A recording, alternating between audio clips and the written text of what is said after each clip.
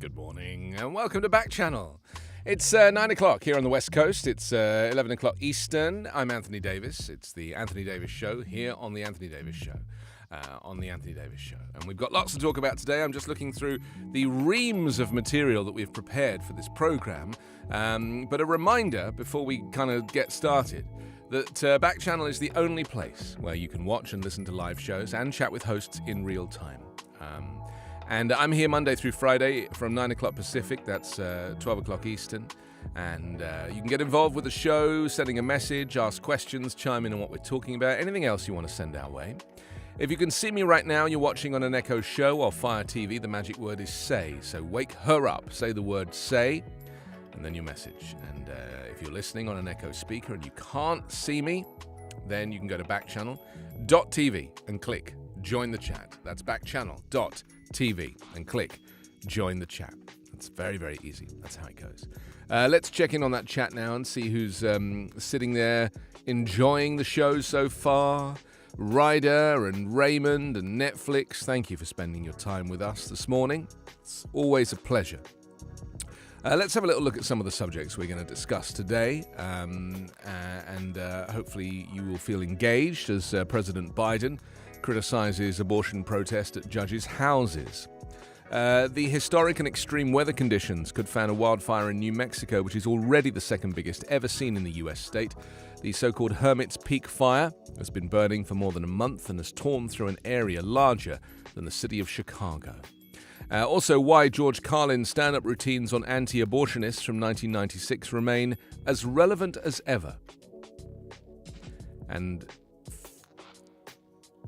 finally, in 1922, the International Astronomical Union formally adopted Annie-Jump Cannon stellar classification, which, with only minor changes, is still used today. So, looking forward to all of those things. Hopefully you are too. We're going to look through the morning papers as well, and check out, the stories making the headlines, the big stories making the headlines across the United States. So, let's see what we have here. We're going to start with the Austin American-Statesman, because, Texas is very much in the news right now. Let's see what they have to say. Austinites okay pot and no-knock measure. It says Austin voters overwhelmingly approved a ballot measure that prevents the city's police officers from enforcing laws against possessing small amounts of marijuana and from entering properties unannounced using no-knock warrants. Yes, Proposition A, which removes police direct discretion by cementing these two policies into law, passed with 57,000 votes in favor, or 85%. According to the final but unofficial results from election officials. I mean, that's kind of wonderful, isn't it? I mean, the no-knock warrant is sadly what has got so many people killed recently. Breonna Taylor as an example. Just the police going into homes and people not knowing the police haven't announced themselves. And then people wake up, because it's normally in the middle of the night, and they invariably get murdered. Because it's dark and the police like to shoot first before they ask questions because the police are actually more scared than the victims. That's the tragedy of it, isn't it? The police are just so scared.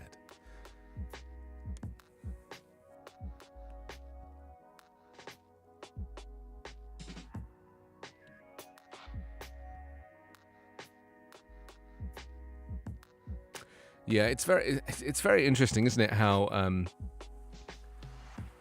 I don't know. I just get a sense that, they should also, in addition to a no-knock warrant, they should also announce new police training to teach police officers to actually look, listen and think before they fire their weapon. So many people dead now because of that. Our world shattered. Families mourn as Austin homicides keep pace with deadliest year. A simple doorbell camera placed outside the East Austin home of Christina Michelle Limon captured the screams of terror from her and her 14-year-old son before they were shot. Those screams will forever haunt them. I mean, again, no mention of banning guns or gun control or anything. This is just the way people have to live in America. They just accept the fact that this is what happens here. It doesn't happen in any other country. If you look at the list of the countries with shootings, America's graph is the bar is this long, and every other country is this long. It doesn't happen in any other country.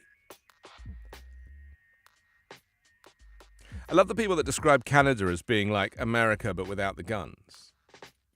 You know, I mean, there are guns in Canada, obviously, but I mean, you know, I think it's just without the violence, maybe, less violence. So that's the Austin American Statesman for you this morning. Wired Tiger has just joined us. Ryder says, I'm a social, so big fan. I do you wanna. Radika. There's no answer to that. I'll just say yes. I'm Anthony Davis. If you'd like to send me a message, and you can see me right now and you're watching on an Echo Show or Fire TV, the magic word is say. So just wake her up, say the word say, and then your message. If you're listening on an Echo speaker and you can't see me, please go to backchannel.tv, click on Join the Chat. That's backchannel.tv, and click Join the Chat. Thank you. You're welcome. Let me just turn my clock back on. The battery on this clock is so low. It's like every time I turn it on, it kind of then goes back to sleep again. It's just nice to know what time it is, you know? Anyway, that was your 10 a.m. read, everybody. Ryder says, do you remember Rebecca? I'm so confused. Wired Tiger, Worthy Peacock, all joining in. Flimsy Dinosaur. Great. Wonderful names. Thank you very much. All right, let's go back to the morning papers now. We were looking at Austin. Let's go to the Standard Times and stay in Texas right now. Could overturning Roe v. Wade imperil other rights, is the headline. It says after court leak points to abortion limits, concerns arise. Yes, Texas legal experts say rights rooted in the 14th Amendment, such as same-sex marriage, interracial marriage, and contraception, are at risk if Roe v. Wade is overturned. A draft majority opinion in the U.S. Supreme Court, acquired by Politico and confirmed as an authentic by the court, indicates a majority of justices support overturning Roe v. Wade, which established the right to abortion. Some legal experts say overturning Roe v. Wade brings into question the future of other rights similarly based in the 14th Amendment. Days after the draft opinion was leaked, Governor Greg Abbott said on Wednesday that he would consider challenging a 1982 Supreme Court decision requiring states to offer free public education to all children, including those lacking legal immigration status. I mean, this is becoming out of hand, isn't it? You know, this is all Trumpism, effective Trumpism. It's given people the confidence to say anything because Trump said anything. And they don't care if it's true or not. If they say it enough times, then it becomes part of the vernacular. The court ruled in Pyler versus Doe that denying an education to a distinct group of children violates the Constitution's guarantee of equal protection under the law, part of the 14th Amendment, by erecting a government obstacle to advancement on the basis of individual merit. Roe v. Wade is rooted in a clause in the 14th Amendment that prevents deprivation of liberty without due process. It's taken to be a right to privacy that cannot be taken away without due process, said University of Texas law professor Elizabeth Sepper, who specializes in religious liberty and health law. The thing is, and this is what worries me, is that the Democrats are not doing anything about this. You know, that's how it feels. Maybe they are and we just don't know about it.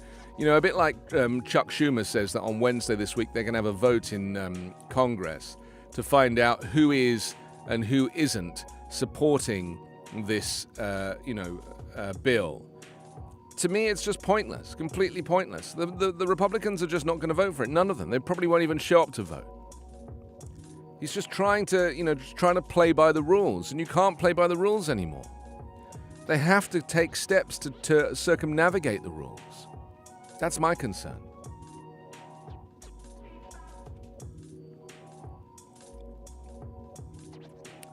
I'm trying to find this article by Umair Haq, wrote a very good one today. You know I'm a big fan of the Umair. Big fan of the Umair. Here we go. He wrote a piece about Roe v. Wade, which is fascinating to me.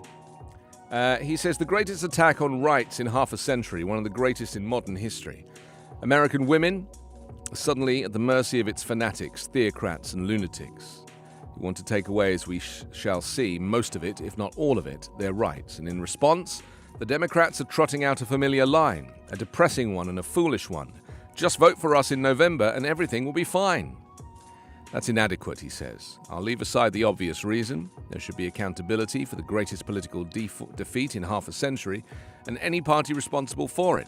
Their leadership should be forced out immediately. There's an even more pressing reason. November will be too late.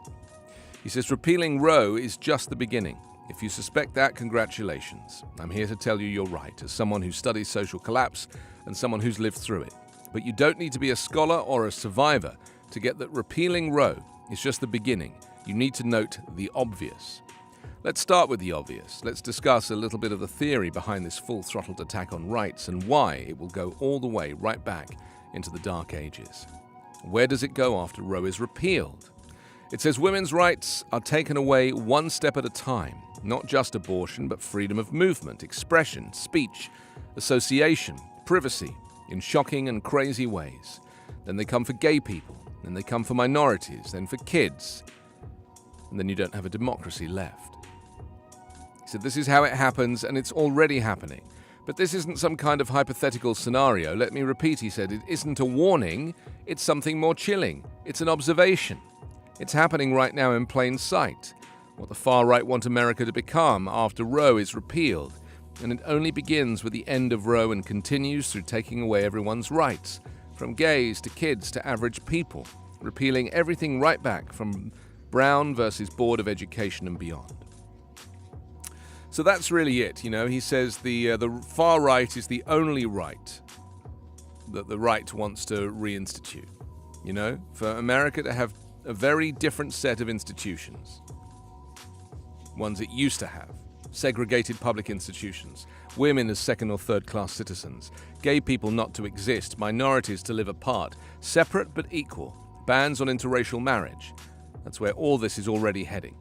It's not conspiracism or fanaticism, it's definitely not alarmism, because it's already happening.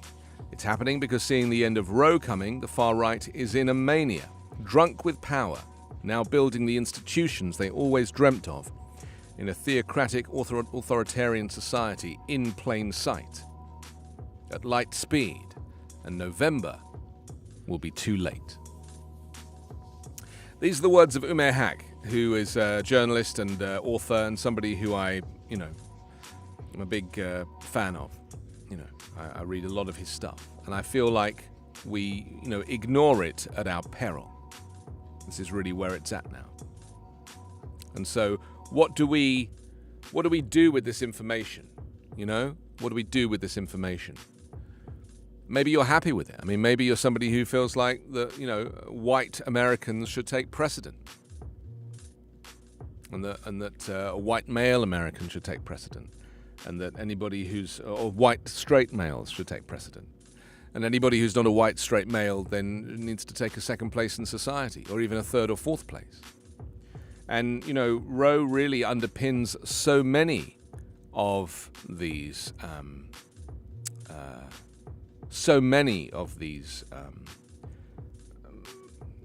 institutions that maintain the democracy, Stacey says, can you please describe the bottom on the bottom left, because I can't tell what it is. It's the subscribe button, Stacey. So if you hit that, you're subscribed. I think you're already subscribed, but by all means, you can hit it again. Riders with us, Swarthy Peacock, Wired Tiger. Stacey, as you know, thank you very much for spending your time with us this morning.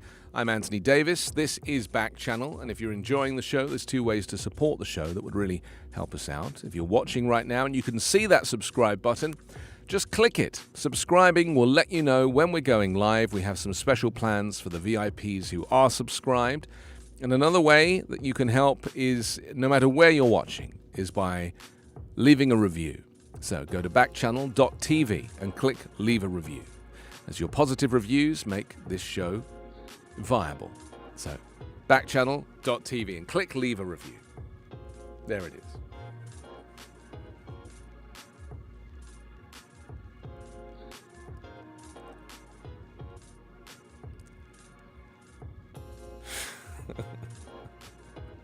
Carla's suffering from climate anxiety now. There's another article I can send you, which was in Vox this week, which is even better. I'm going to send it. You don't have to read it, but you need to see it.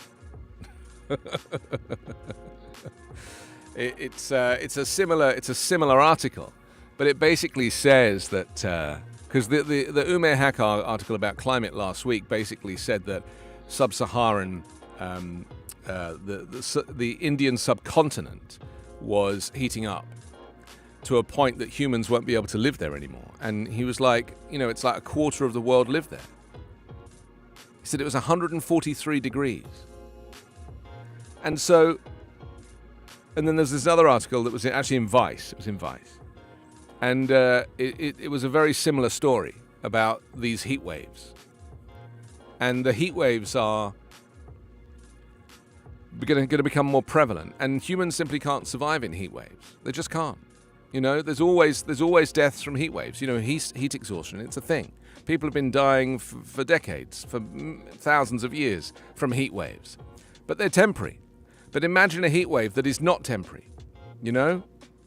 Just imagine.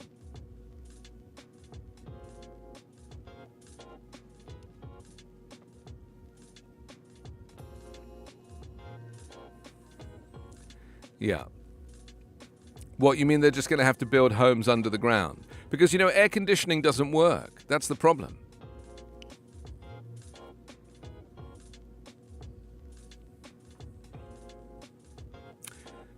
Yeah, living in caves under the ground could be the future. I mean, those caves in Tunisia where they filmed Star Wars were already there. I mean, it wasn't like George Lucas created them.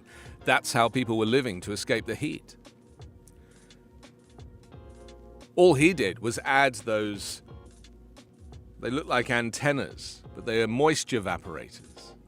And they're all over Star Wars. So whenever you see Star Wars with a dry planet, like a desert planet, Tatooine or similar, they have these things, and it's like, what are they? They're moisture evaporators. Star Wars maybe is the solution to all of our problems. I mean, maybe this is where we should have been looking all along. I mean, what was the point in going to Glasgow for the climate summit? You could have just watched A New Hope, 1977.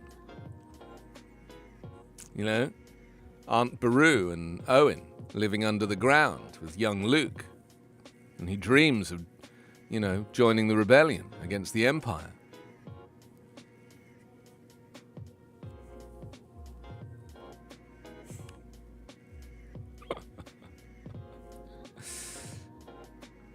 Love it. Let's go back to the Standard Times. Could overturning Roe v. Wade imperil other rights? I mean, I'm so pleased they're starting to work this out, but this is typical for America, isn't it? It's now May. June, July, August, September, October, November. There are 6 months.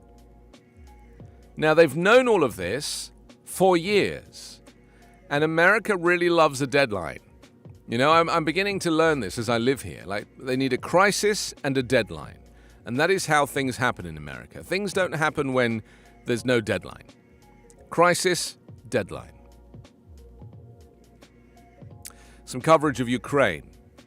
Dozens of Ukrainians were feared dead on Sunday after a Russian bomb flattened a school, sheltering around 90 people in its basement, while Ukrainian troops refused to surrender at a besieged steel plant that Moscow's invading forces sped to seize before Russia's Victory Day holiday.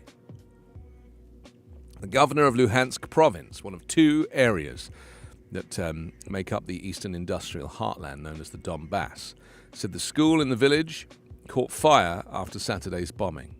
Emergency crews found 2 bodies and rescued 30 people. I mean, it's just insane. Oh, let me update you. Carla, did you remember that I have a friend in Ukraine, a British reporter called Sarah Firth? Did I remember? I told you about her, and she left a very tearful video online of her reacting to the death of some of her Ukrainian cameraman colleagues who had lost their lives in the fighting, and she'd been evacuated. I interviewed her a few months ago, and she was in the Donbass. She got evacuated to Kiev. Then she went to the Polish border, and do you remember I lost touch with her? Do you remember this story, Carla?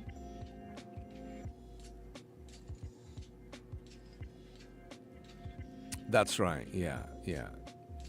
Anyway, she's now back in the UK, but she's now seeking mental health assistance for trauma.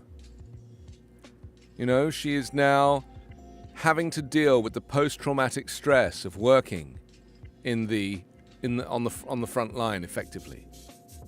And that tearful video that she posted on Twitter got so much criticism and zero support from her employer, who is, of course, the mainstream media. And they said it was not befitting of a reporter to behave like this. Zero support, zero help. And she's actually posted a blog on her Twitter, which you might be interested to look at, Sarah Firth. And she writes about the lack of support and how she got treated after going public with her emotions for this subject.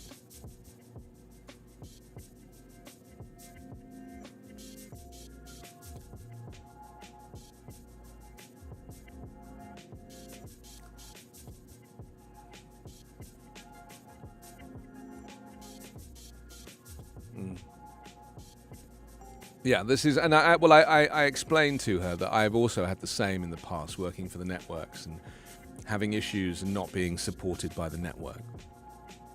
And it's very normal. You know, if you're a freelance person, they don't really care about you. That's the reality. But I've been thinking a lot about her, and I sent her a message, and she was very grateful for it. But I really feel like we need to think about the people that are covering these stories. You know, the people who are... And what's so tragic is, you know, Donald Trump refers to and continues to refer to the journalists as the enemy of the people, without any concept or understanding of the importance of journalism and how journalists are on the side of the people. That is what journalism is. You're not on the side of the newspaper. If you're on the side of the newspaper, then that's not journalism. That's tabloids. Or that's, you know, exposés. You're on the side of the people. That's the work that you do. That is what real journalism is. And sadly, it is sorely lacking here in the United States. Very little real journalism happening. Radhika is with us from Oregon and is a VIP. Shivering Rat has just joined in for the first time. You're welcome to subscribe. Just click that subscribe button and become part of the team. Angelo State University expanding cybersecurity presence. It says Angelo State University has been selected to partner with the Texas Department of Information Resources to operate a pilot regional security operations center to provide Texas local governments with cybersecurity support. This is very interesting, isn't it? It's on the front of the Standard Times, also for Texas. We don't realize, you know, how vulnerable our networks are these days. And cybersecurity has to be taken as seriously as, like, physical security, you know? Okay, let's move on to one more newspaper in this moment. The San Antonio Express News, Stacey, is next. Housing and other bonds sail to wins, totaling $1.2 billion. City's 6 propositions get a minimum 60% backing from voters. This is upgrades for its worst streets alongside an expansion of the Greenway Trails system after voters easily passed the city's $1.2 billion bond program. A decline in migrant workforce a factor in inflation. Yes, just 10 miles, it says, from the Rio Grande, Mike Hell's farm is so short of immigrant workers that he's replaced 450 acres of labor-intensive leafy greens with crops that can be harvested by machinery. Yeah, I mean, you know, this is... What do you expect from, 4 years of a government that desecrated the concept of immigration, you know? It said after immigration to the US tapered off during the Trump administration, then ground to a near halt for 18 months during the pandemic, the country is waking up to a labor shortage, partly fueled by that slowdown. The US has, by some estimates, 2 million fewer immigrants than it would have if the pace had stayed the same, helping power a desperate scramble for workers in many sectors that is also contributing to supply shortages and price increases. There we go. Interesting. Alexi's just joined us. Welcome, Alexi. I think you're listening on a Echo device, but if you'd like to see us, then you can either get an Echo show, or you can watch us on YouTube, or you could go message us via backchannel.tv. That's the easiest way to do that. Backchannel.tv. So that was the San Antonio Express news this morning.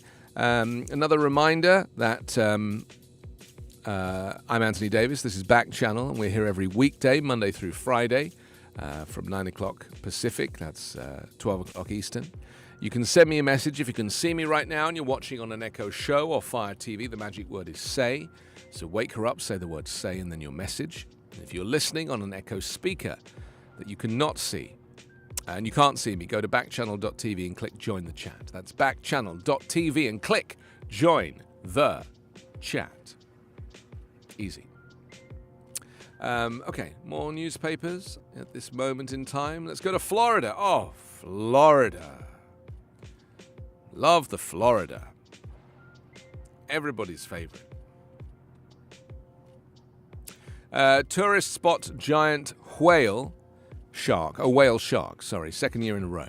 It's a group of Anna Maria Island tourists got a once-in-a-lifetime experience 2 years in a row after the charter boat they were on happened upon whale sharks. They captured a rare video on Monday of a whale shark 35 miles off the island for a second time. Captain David White of Anna Maria Island Charters was on a trip with Scott Pyle and his family, who travel to the Sun Coast from Iowa annually for vacation.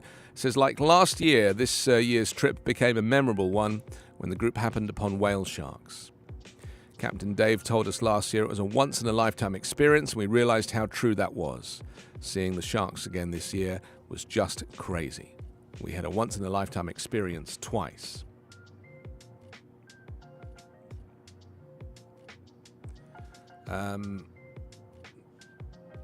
There we are. Sales tax breaks okayed for diapers, gas, and school supplies and tools.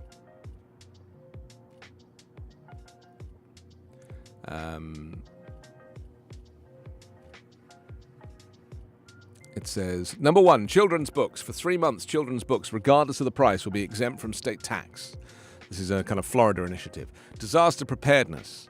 The state's annual 2-week disaster preparedness tax holiday continues this year with a slew of items exempt from state and country sales taxes. And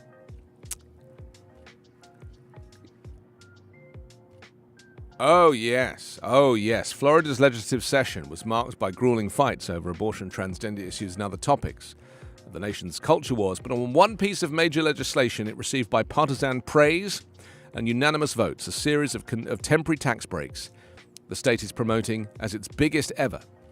Well, look, Ron DeSantis is just trying to win the election. You know?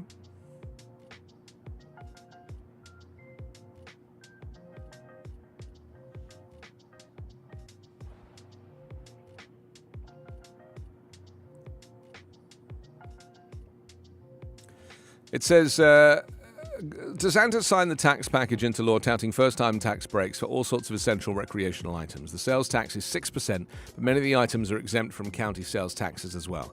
You're going to see breaks for really critical needs like gas, diapers, disaster supplies, tools and skilled trades, recreational activities, you name it.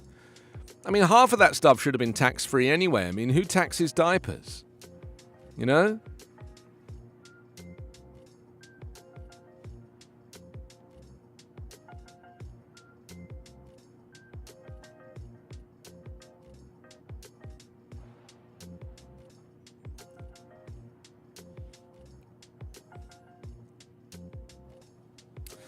Small businesses still struggle to find enough workers. Same story, different newspaper. I mean, this is happening a lot. Obviously, coronavirus had a lot to do with this, but so has the immigration story, you know? Hiring and retaining employees remains the top challenge for small businesses, according to a survey of 1,100 businesses by Goldman Sachs. They say 90% of businesses that are hiring are finding it difficult to recruit qualified candidates for open positions. In general, the U.S. job market is sizzling. An unexpectedly strong recovery from the brief but devastating coronavirus recession left companies scrambling to recall workers they had laid off in the spring of 2020 and to find new ones. Over the past year, U.S. employers have added an average of more than 540,000 jobs a month. The Labor Department is expected to report on Friday that employers hired another 396,000 last month, according to FactSet.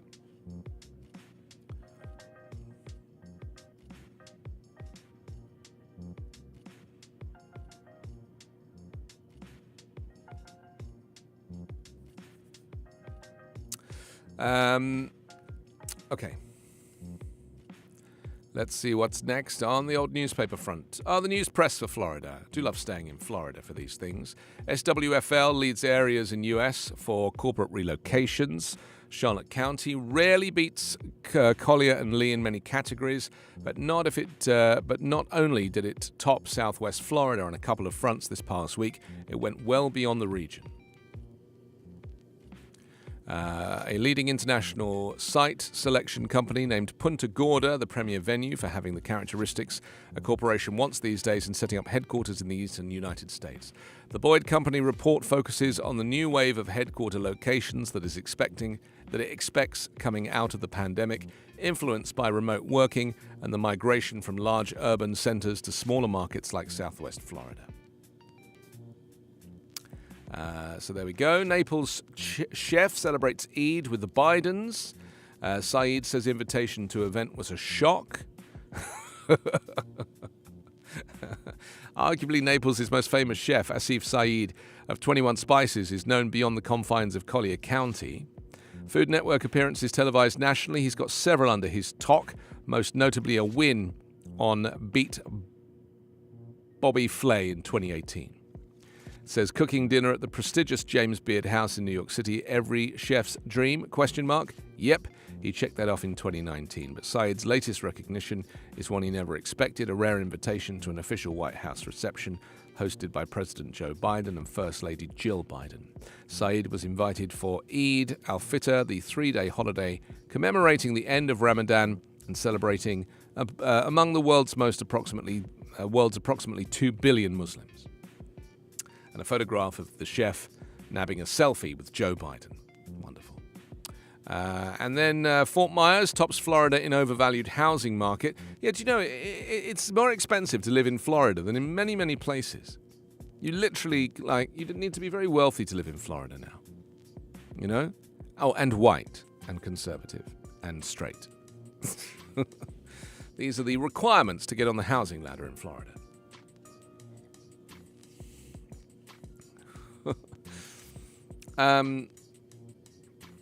Okay, so there we go. That's the news press. Let's move to the Bakersfield Californian now. Move to California. High wildfire risks return in 2022. Extreme drought, hot summer ahead, and dry forest conditions have fire officials reminding residents about doing their part to mitigate damage from Kern's year-round wildfire reality. It says while Kern County Fire Department officials cannot predict when or where the next spark might ignite a destructive blaze, they can observe where environmental factors have caused wildfires in years past.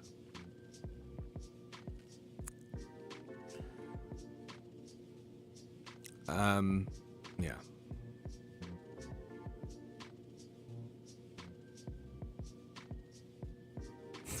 Yeah, any mention of climate change?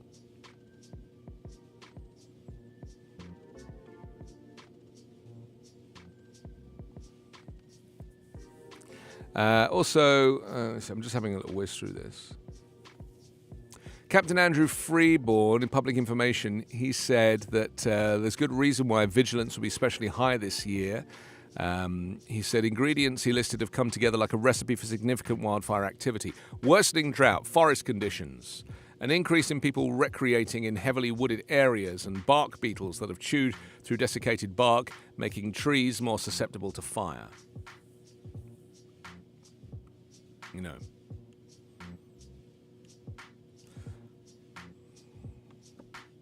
So there we go. That's a high wildfire risk in 2022. I mean, they never mention climate change, but it's climate change. You know, this is the reason.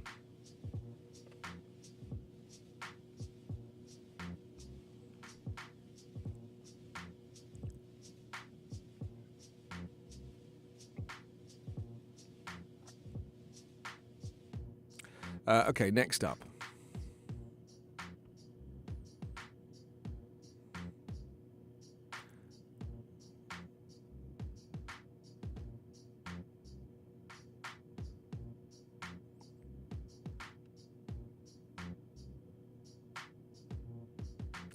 Which one is this? Is this the meaning of sacrifice? Oh, governor legislatures won't budge in dispute over high-speed rail funding. It says California Democrats are locked in one of the most consequential disputes in modern state history over the future of the Los Angeles to San Francisco high-speed rail project after a decade of troubled construction. This is a $105 billion bullet train project for which the $10.3 billion has been spent so far. Be the largest single investment in state history, the most ambitious civil works effort in the nation, and now a symbol to many experts of how not to build a railroad. All of which define the stakes in the current impasse. The feud has festered for 16 months since Governor Gavin Newsom asked the legislature for a $4.2 billion appropriation for early 2021. The request has triggered a standoff with Assembly Democrats, who have steadfastly refused to hand over the last remaining funds from a 2008 bond. 2008 bond measure for high-speed rail. The battle involves who will exert control over the project's future and how to improve its efficiency. I mean, look. Well, this story has been. I first read about this story when I first moved to California 5 years ago. This is one of those things where Californians be like, oh yeah, well one day when they build that stupid train, it's like it's just been going on and on and on. Now they do need this train if you think about it, because most people fly between California and Los Angeles and San Francisco. Most people fly. It's a 45-minute flight, 50-minute flight, Fly from one of the small airports, Burbank or Long Beach or Santa Monica. You can just fly up to, or LAX, obviously, but who wants to do that? And but from a carbon emissions perspective, it's really unhealthy to be flying. There should definitely be a train. And America's transit system is famously terrible. It is. The governments, successive conservative governments, don't wish to invest in railway. And so it's left to Democrats to have to make the investments. And then if there's a change of government, then things get left and money gets wasted. My concern with things like this, $105 billion is the most ridiculous amount of money. I mean, this is clearly something where, they just were like, yeah, whatever. We've got so much money, it doesn't matter. $105 billion. I mean, you could literally rebuild the planet with that kind of money. It's insane money. That's insane money. I just don't get it. I really don't get it. I cannot see how it can be that expensive to do this unless there is corruption, unless someone is getting rich off of this. And often with these public-private partnerships, you end up having the private partner saying, we got the budget wrong, we need more money. And then the public side doesn't really know how to handle it other than pay the bill because they want to deliver because, there's pressure from the electorate.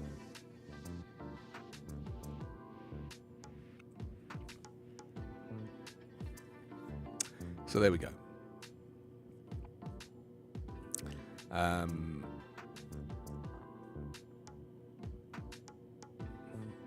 Well, it's happening everywhere, isn't it? I mean, in England, they're building an east-west train through London called Crossrail, which I've been very interested in because I love industrial design and I love subterranea. And I'm very interested in how the transport service in London designs its platforms and stations. It's very, very good at it. Do you agree with that, Carla? They're very good at design. Like the people that design stations in the UK are very, very... They don't do it on the cheap. They really spend money. And they do it very well. And the new Crossrail stations that go right across London are beautiful. I've looked at the renderings, I've looked at YouTube videos, and in 3 weeks' time, I'm going to be riding on that train because it turns out that it's opening on the 27th of May, 24th of May, and I'm going to be there on the 1st or 2nd of June. So I'm actually going to get to go on the train that I've been looking forward to for about 15 years. It's very exciting to me, the idea that this could be happening. I'm a little nervous because I also get claustrophobia. And I'm slightly worried about a train that's so new that it might not work. It might break down in the tunnel and then there'll be all that fun. But the good thing with Crossrail is that they have built... Am I right in saying, Carla, that with Crossrail, they've built emergency tunnels like they did with the Eurostar, so that there's a walkway tunnel next to the tunnel. So if you have to get off the train and walk, you don't walk along the track, you walk into a little service tunnel that is next to the main tunnel that is just enough for humans to walk single file through, and then you can walk to the next station. I'd be down for that, you know. I just don't want to get stuck on a train in a station and have everything go dark. But the corruption is rife. Yeah. Will you be using Crossrail, Carla? Is this something that will be of use to you? Okay, well, you know, it's very fast. I mean, that's the thing that people don't realize about Crossrail. It's much faster than a subway train. It's like a high-speed train that you would normally get above ground, but it's under the ground. And because London is full of so much sewage and other tube lines and various things, they had to build Crossrail 3 times deeper than they built anything else. It is so deep. It's like a mile down. And so to get down there is, you know, you take quite a few escalators to get down there. But when you are down there, the stations, the design, and they've renamed the line. It's not called Crossrail anymore. It's called the Elizabeth Line, or the Elizabeth Line. And I feel like Her Majesty the Queen is going to be very pleased with this new train. I wonder if she's ridden on it yet. You know, I'm sure she needs to. Has she, like, opened it? Has she, like, has she gone down and smashed a bottle on one of the trains yet? I don't think so. Anyway. Spooky Beaver's popped in. Elijah's here as well. Alexi, thank you very much for joining us, all of you. What a pleasure. I'm Anthony Davis. This is Backchannel, and hopefully you're enjoying the show. I'm here Monday through Friday from 9 a.m. Pacific. If you can see me right now and you're watching on an Echo Show or Fire TV, the magic word is say. So wake her up, say the word say, and then your message. And if you are just listening on an Echo speaker and you can't see me, you can go to backchannel.tv and click join the chat. That's backchannel.tv and click join the chat. That's how it works. Easy.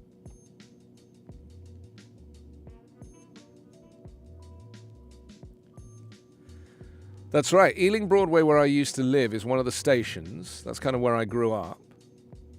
And to get to Tottenham Court Road in the West End, which is actually, Tottenham Court Road's not even central. Tottenham Court Road is kind of east. Because you know where London is measured to, Carla, don't you? Do you know which point in London that all signs that point to London is measured to? You must know this. It's very easy. Come on. Come on.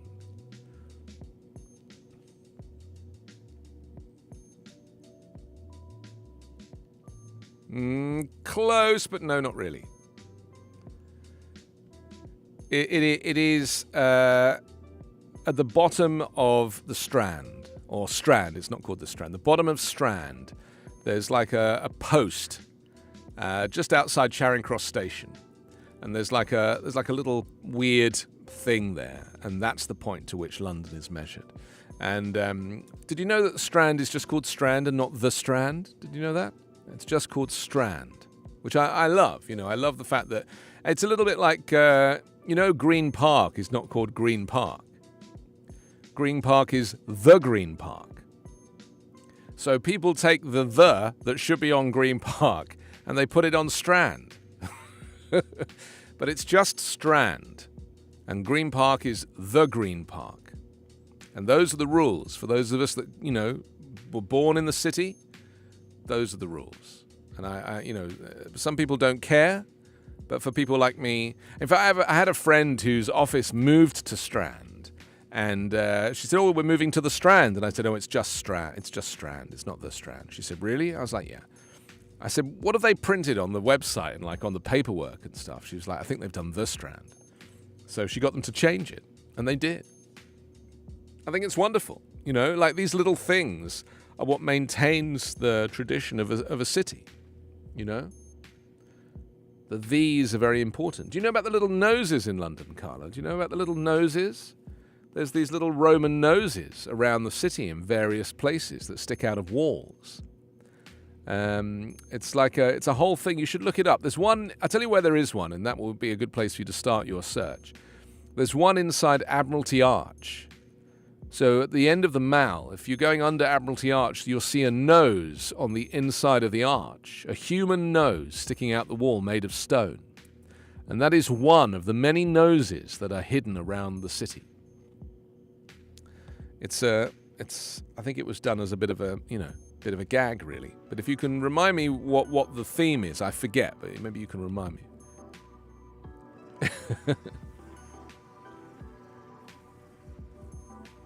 The Seven Noses of Soho. Wow. Yeah.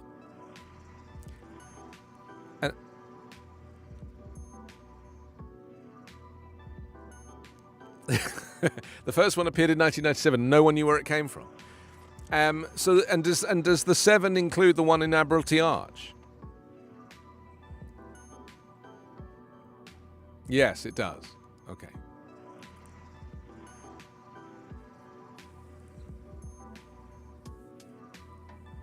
All in Soho, yeah. Although I wouldn't say Admiralty Arch is in Soho.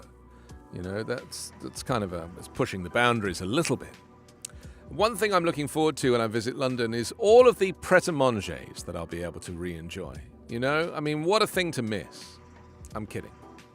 Elijah has joined us. Thank you. Spooky Beaver. Kerr is with us as well. Kerr's brand new. Welcome, Kerr. You can press the subscribe button if you'd like to. Spooky Beaver, you can do the same. Just press subscribe and become a VIP here at Backchannel. I'm Anthony Davis. We're looking through the morning papers and just talking generally about wonderful things. Anything that is wonderful is kind of what we talk about. If it's wonderful, we'll talk about it. Okay, let's go back to some of the morning newspapers. The Enterprise record now for California. Board to talk military equipment, they say. 2 potentially controversial law enforcement-related items will be brought before the Butte County Board of Supervisors on Tuesday, including a presentation on inmate access by the U.S. Immigrations and Custom Enforcement, as well as the use of military equipment by the Sheriff's Office. The ICE presentation and a public hearing are set for 9:30 a.m. at the board chambers and will be given by Sheriff Corey Honea. Okay, this is interesting. They're going to talk about the transparent review of the Unjust Transfers and Holds Act. Like the city of Chico before it, the county will decide whether or not to permit the use of military equipment by the Butte County Sheriff's Office. A list of state-defined military equipment will be presented for public view. Local law enforcement agencies are required to provide information on the equipment owned by the county and gain approval from the agency's governing body. So there we go. Board to talking military equipment is the thing. Chico cemeteries help remember lost ones as well. It's Glen Oaks Memorial Park holding a Mother's Day event with free carnations and cookies for people who came to visit their loved ones on May the 8th.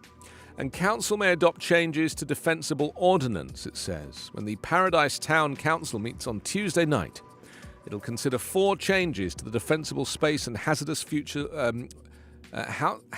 fuels ordinance. The first change would require that only non-combustible material be allowed within 5 feet of any building or structure.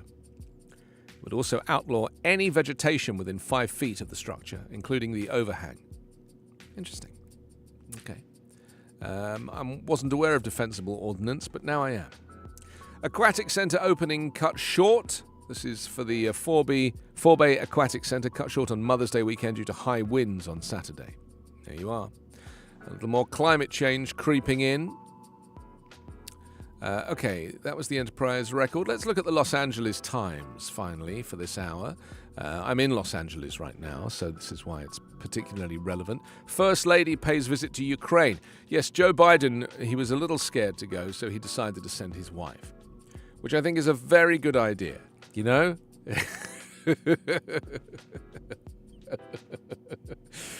He was like, I'm not going in there, are you crazy? It's a war zone. Send Jill.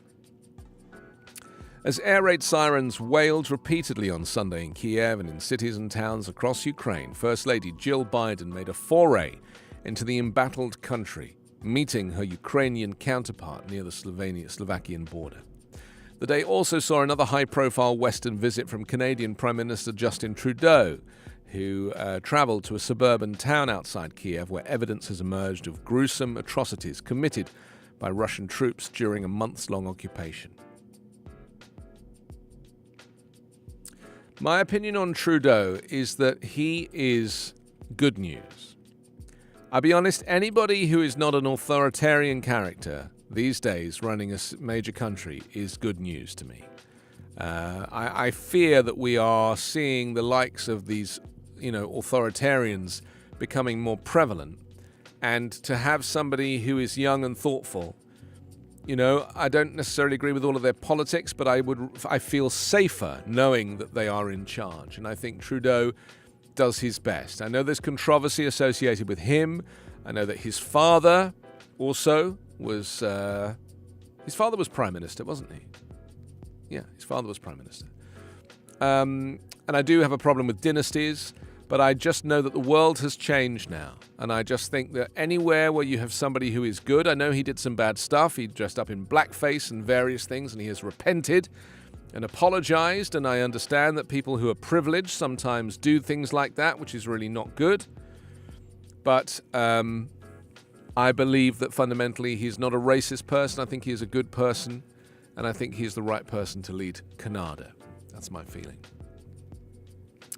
US diplomats returned to Kiev, the capital, for the first time since Russia invaded Ukraine in late February, with the US embassy tweeting a photo of acting ambassador Kristina Kviven's arrival. I'll tell you something funny, Carla. I've been asked to go on a podcast, to be interviewed on a podcast. And I looked it up, and it's one of these ex-Fox News female hosts who's got her own show. And she's like she's a conspiracy theorist, like a right-wing conspiracy theorist. And I know, and I was thinking I shouldn't do it. And then I was like, actually, I should totally do this, because she's going to lose. She's going to lose. She's just going to lose.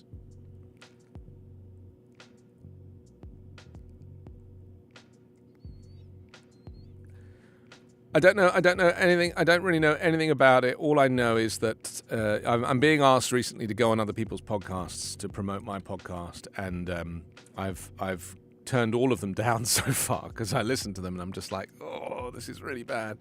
But her one has got a lot of listeners and viewers, and so I've been asked to go on it, and so I've said yes, although there's a few issues with dates. But it's kind of interesting. It's just kind of interesting because, I think making people realize that there is a, what is the word? The difference between left and right is irrelevant. It's all about the difference between true and false these days. And people's personal opinion tends to project what they think must be true and must be false, people's personal politics. And tragically, that's not the reality of things. So if I say, for example, that, Donald Trump incited people to storm the US Capitol, right-wing people will think that I am anti-Trump, I am anti, I am a anti-Republican, and that, that's my view. And that's not my view. I'm not anti those things. I am anti-falsehoods, right? There's video of Donald Trump saying, we're going to go to the Capitol, and you've got to fight like hell, otherwise you won't have a country, and I'm going to go with you, right? So it's fact. It's not made up. It's not my opinion. It's fact. To incite an insurrection. It's fact. So if I say that does not make me a kind of leftist liar or propagandist. It's a statement of fact. It's on video. And so what's very interesting to me is about how people's projection of politics makes people think that you are biased. And I am not biased. I don't get to vote in this country. I'm an immigrant, so I don't get the right to a vote. But I am pro-democracy. I'm very pro-democracy. I've sent you this woman. There you go, Carla. That's who it is.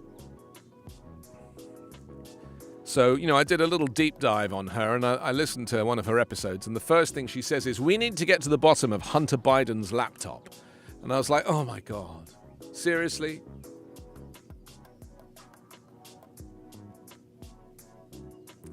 So there it is. Let's go back to the Los Angeles Times in this last moment. Overturning Roe could turn some OC women blue, it says. The Supreme Court's expected decision to overturn Roe v. Wade could galvanize Democrats and turn some reliable Republican voters, especially women, blue. According to polls and interviews, it's a small bit of hope for Democrats who are widely expected to lose control of Congress, in this year's election. Polling shows that women are more likely than men to consider a candidate's position on abortion when deciding how to vote. Women who are college graduates are also more supportive of abortion rights. These college-educated women could be pivotal in congressional races or in Orange County, where they make up more than 40% of voters, as well as in contests similar swathes of the nation, such as the suburbs of Atlanta and Phoenix, according to Mike Madrid, a GOP consultant who favors abortion rights. Caroline has joined us from Georgia. Welcome to you, watching on an Echo show. So click the subscribe button in the bottom left-hand corner if you'd like to. We're going to listen to the US News Update now. It's a daily podcast that I make for the Volley Network. You can download it wherever you get your podcasts. It's just a couple of minutes long, and it'll give you a chance to kind of find out what's happening across the United States. So here it is. It's Monday, May 9. From the Volley Network, this is your daily US News Update. I'm Anthony Davis. The US Senate will vote on legislation to codify abortion rights into law on Wednesday in reaction to the leaked draft decision indicating the Supreme Court is poised to overturn its landmark 1973 Roe v. Wade ruling, Senator Chuck Schumer said on Sunday. Every American will see how every senator stands, Schumer said during a news conference with state leaders in New York. Republicans can't duck it anymore. Republicans have tried to duck it. Schumer called the draft decision an abomination, noting that a majority of Americans want to preserve the right to have an abortion and women's health care. Choice should not be up to a handful of right-wing justices. Choice should not be up to a handful of right-wing politicians. It's a woman's right, plain and simple, he said. Last week, a draft decision was leaked showing a majority of the country's top court would vote to overturn Roe v. Wade, the legal precedent ensuring abortion access for Americans. An Alabama law that makes it a felony to provide gender-affirming medical treatment to transgender youth went into effect on Sunday, while a federal judge weighs whether to grant a motion to put a temporary hold on it. The legislation makes it a crime punishable by up to 10 years in prison to provide puberty blockers, hormones, and medical procedures to transgender youth under 19. Critics claim the ban would cause immediate and irreparable harm to the plaintiffs, that the measure violates several of their constitutional rights. Your US Daily News Update is part of the Volley Network. To hear my live daily morning show, ask your Amazon Echo device to open Backchannel.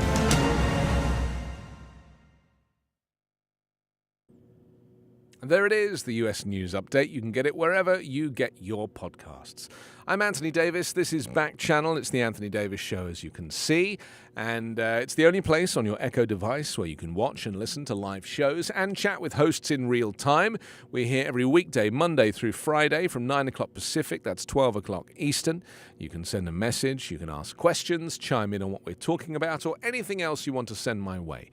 Now, if you can see me right now and you're watching on an Echo show or Fire TV, the magic word is say. So wake her up, say the word say, and then your message.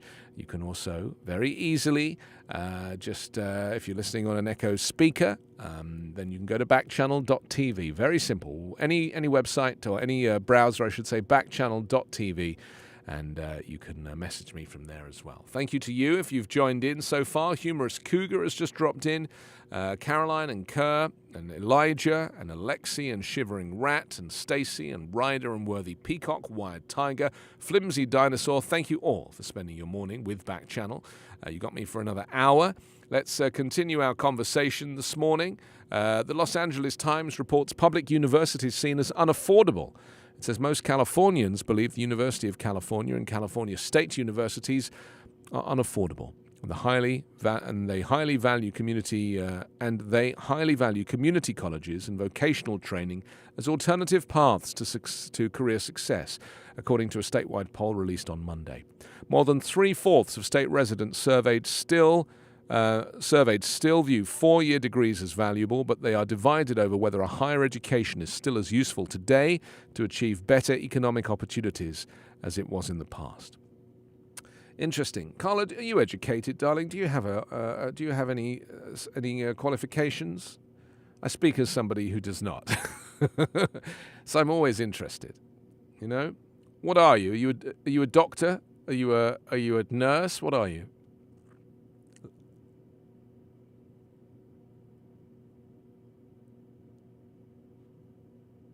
Oh, Irish history and politics. That's good.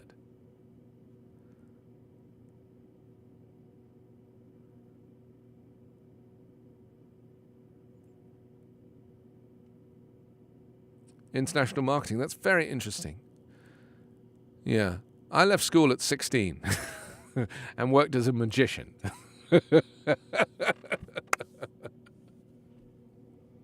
That's what I did.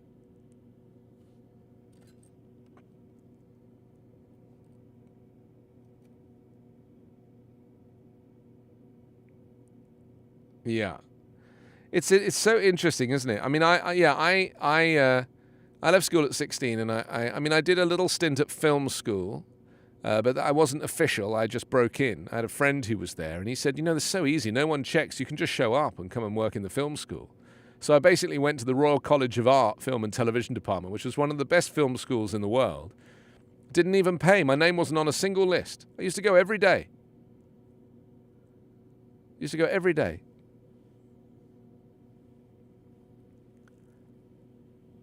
Yeah, just go to lectures. You don't even not even part of the, no one checked in those days. No one checked. They were just grateful that you were interested, and and drama school. I did like drama exams and stuff. But again, I just feel like there's no better lesson than learning on the job, fundamentally. And if you're an inquisitive person, and if you care, you have empathy for society, and also if you're not afraid of hard work. I always grafted, and I worked in department stores when I first left school. And anybody who's worked in retail will know that it is probably the hardest job, in a job where you have to stand up all day, working behind a counter, selling perfume or whatever. It's exhausting. And there are rules. You work in department stores, you're not allowed to sit down for a minute. You're not allowed to sit on a stool or anything like that.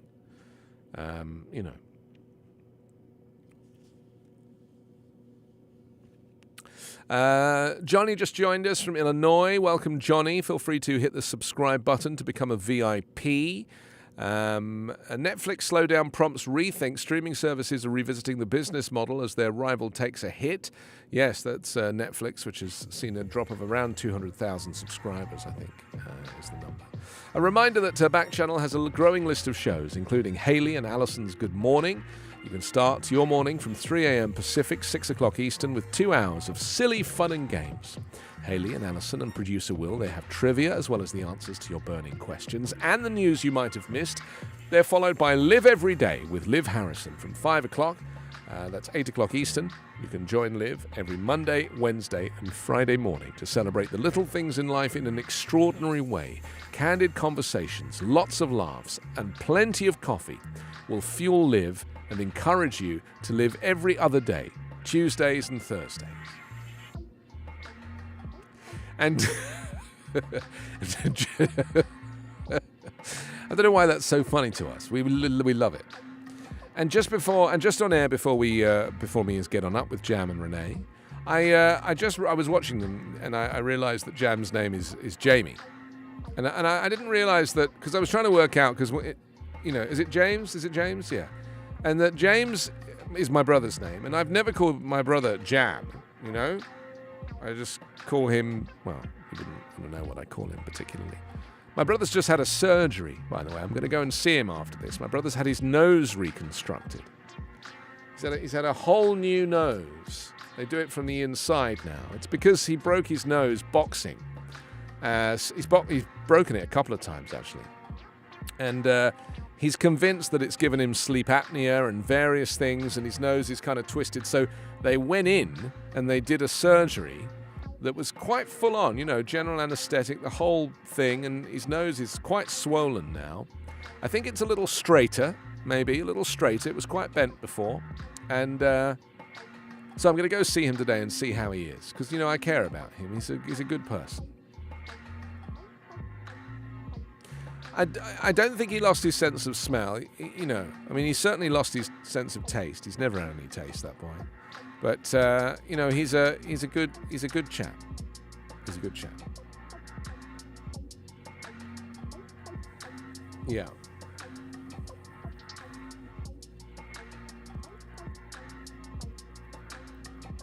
Well, the problem is that if you're not getting enough oxygen to your brain, that's how your mental health is affected, because if you've only got one working nostril, my brother had one working nostril,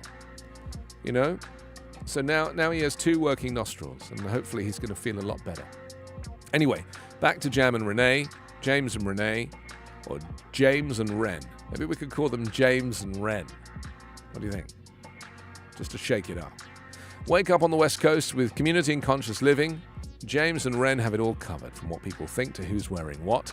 You'll leave entertained and enlightened every day, and you'll learn how to pay it all forward. So that's something to look forward to. It's 10 after 10. This is Backchannel here on the West Coast. I'm Anthony Davis, and if you'd like to send me a chat, you can see me. Then you're watching on an Echo show or a Fire TV. The magic word is say.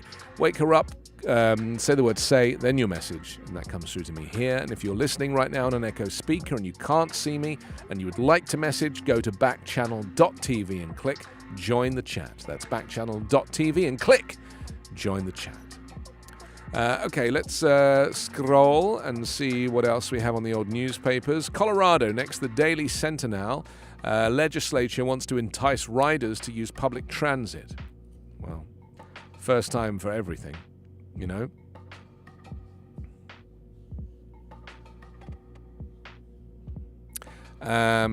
Why is it that public transit is just not a thing? I think it's because the landmass is so great. I'm sure that's the reason. It's just so huge. America is so huge that any public transit is such a major event,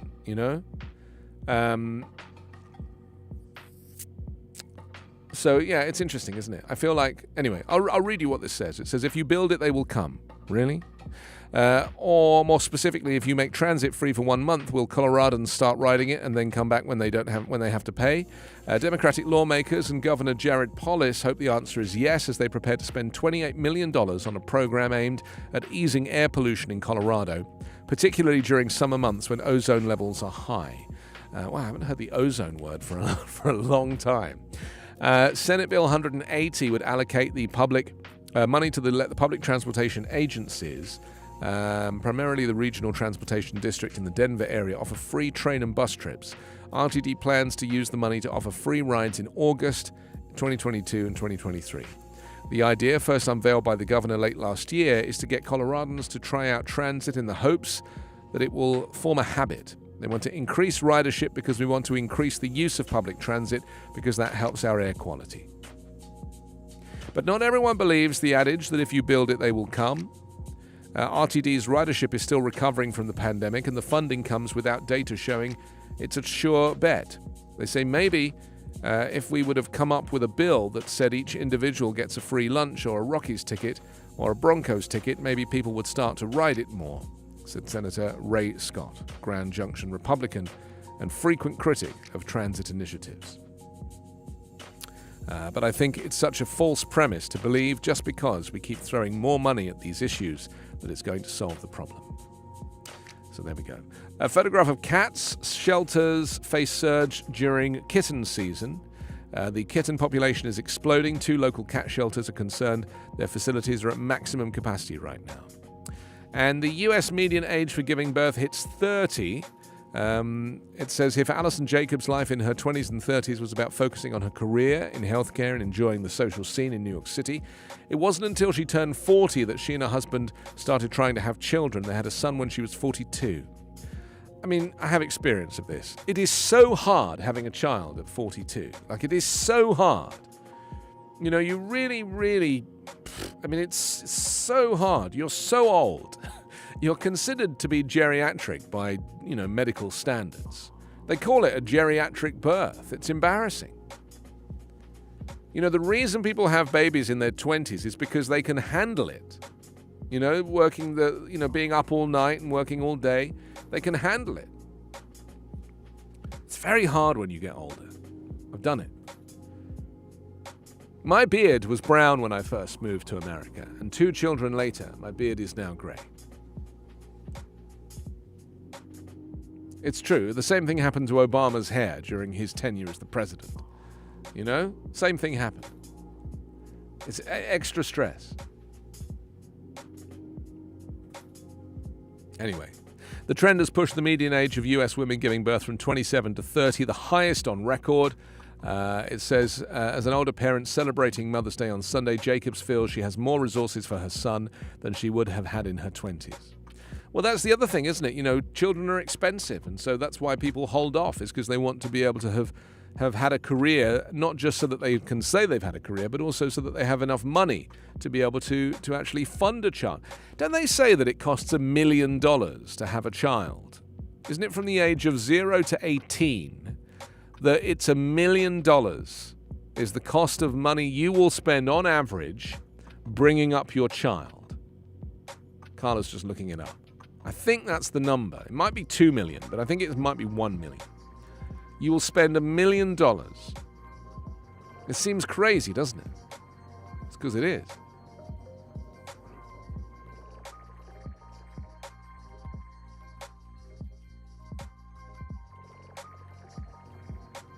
Is it $1 million?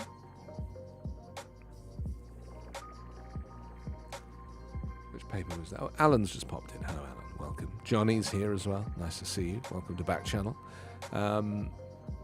It's 10:15 here on the West Coast.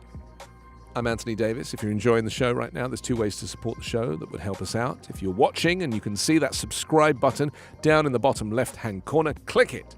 Subscribing will let you know when we're going live, and I also have some special plans coming up in the next few weeks for those of you that are subscribed. So click that button. Another way you can help us out, no matter where you're watching or listening, is by leaving a review. So just go to backchannel.tv, click leave a review. Your positive reviews help keep this show going. That's backchannel.tv and click leave a review.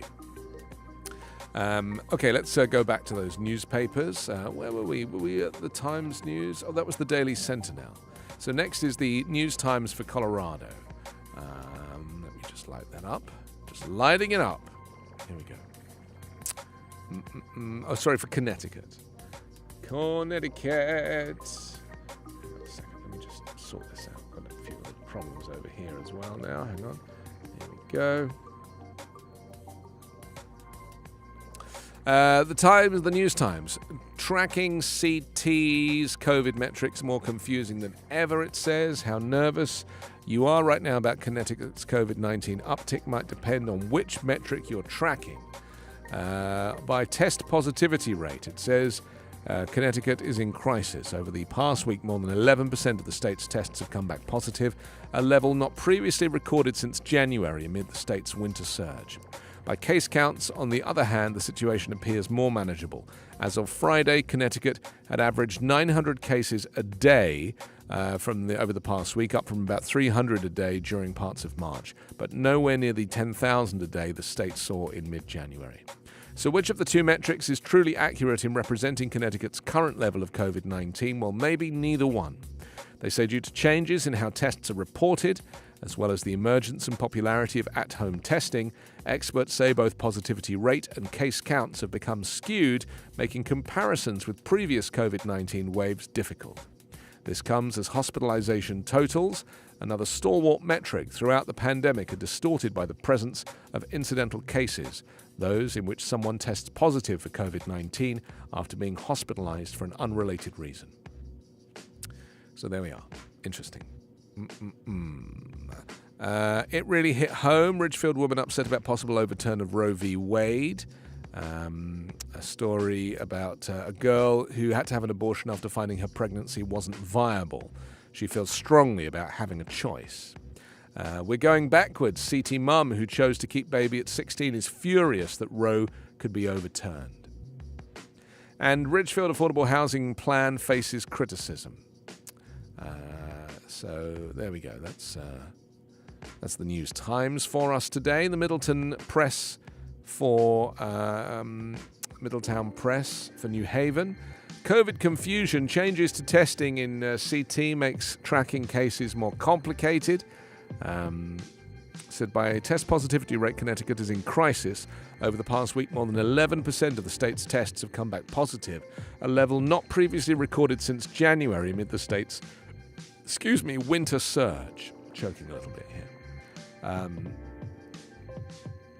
And finding the root cause of ailments, it says that after taking a course on public health, Middletown community health educator Daisy Hernandez realized that such education has traditionally centered on treatment rather than prevention. That's set her on a path in a field that centers on people's well-being. Hernandez, who came aboard last week, was most interested in getting to the root of symptoms. She was fascinated by the focus of promoting healthier lifestyles and protecting health and preventing illness and disease before it even happens through health education, good nutrition, good sleep, and promoting getting the recommended vaccinations.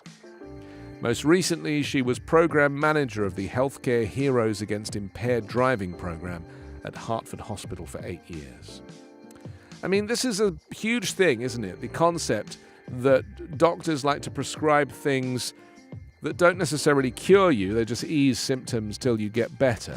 But fundamentally, there are doctors now, holistic doctors, who like to make sure that you don't get sick in the first place. And isn't that really the issue? You know, wouldn't you rather prevent yourself from getting sick so you felt well all the time? Because you are, ultimately, you are in a better state of health, because you're fit and healthy and energized, you know? And a lot of that is to do with what you eat. Is it time to mandate helmets in girls' lacrosse, it says? Only one team in Connecticut currently wears helmets. Well, of course you should wear a helmet. It's ridiculous. How a longshot Democrat won the day for a statewide race. It says Stephanie Thomas entered the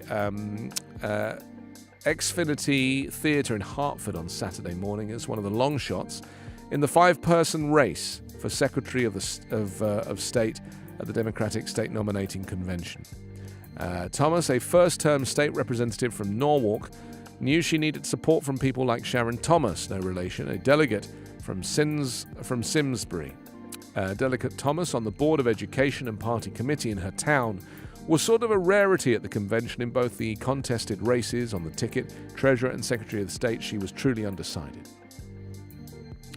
Voting was underway for the Treasurer endorsement. When she met Sharon Thomas, she'd made her choice among 3 candidates and was carrying a memento to signal it, a T-shirt for Karen Dubois-Walton, the New Haven Housing Authority head. Thomas told me she was leaning towards a candidate in the Secretary of State race, but wouldn't divulge the name. Anyway, in the end, she went for it. So that's good news. State Representative Stephanie Thomas of Norwalk won the endorsement for Secretary of the State at the Democratic State Nominating Convention in Hartford on Saturday. The result was unexpected. And that was helped by a protest and a march. And it just goes to show that, a protest and a march really does kind of, really can be beneficial in these things. Okay, let's move on to the old newspaper front. What do we have here? The Daily Sentinel for Colorado. I feel like we've done that. Hang on, let me just scroll through here. Maybe we haven't done it. Let's have a look. Yeah, we have done that. Isn't that strange? Maybe I accidentally jumped ahead and did a whole bunch that I don't normally do. Oh no, I think we're good. I think we're in the right place. We're in the right place.